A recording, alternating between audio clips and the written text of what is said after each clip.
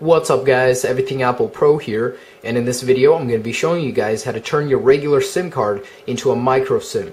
Now it's not limited to any service provider, any carrier or SIM card. It works on all of them, and it'll turn it into a micro SIM card so you'll be able to use it on your iPad 3G or maybe iPhone 4 or anything else that requires a micro SIM. Now we're not going to be cutting using scissors.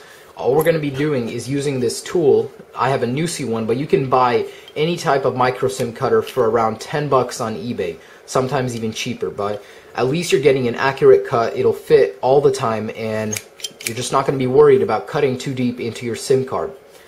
Now another thing I want to say is that not all SIM cards are created equally. As you can see, this one for AT&T, the micro SIM card has a little small section just like this one for Vodafone, but if we take a T-Mobile SIM, you see that it's much bigger, but what matters is that we keep these three sections on the SIM card. As you can see, they're the ones that are worn on this SIM card. And here's another one for AT&T.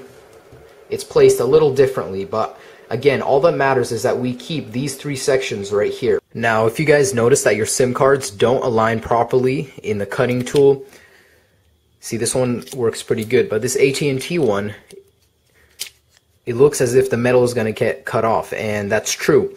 So if a little metal does get cut off the side, it's not a big problem. Again, as long as these three contact points on each side are still there, it won't affect the iPhone in any way. It'll still work. It's just you guys might have a little bit of the metal cut off. These Nusi SIM adapters are pretty useful. They might not be the greatest, but they do work. Basically, you take your micro SIM, you put it in, and you're able to use the SIM card now in a device that requires a regular SIM.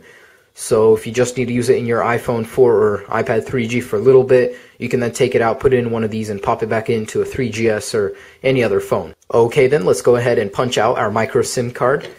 I have the one from AT&T right here, and I have the other one which looks like this, and I'll be doing this one.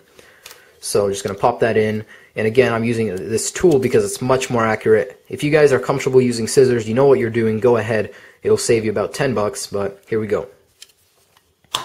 Just going to make sure it's aligned, yeah, and go ahead and punch down. There we go. We now have our little SIM card. This one turned out perfect. And here's a little outer casing. We have that as well. So yeah guys, that's how you make a little micro SIM card. I'm using this little tool. It's a Nusi one, but you can find other cheaper ones. One more thing, if you guys are using Jevi and you guys need a little tiny corner cut off from the top, so when you put it in, you're going to need to cut a little corner right here with scissors.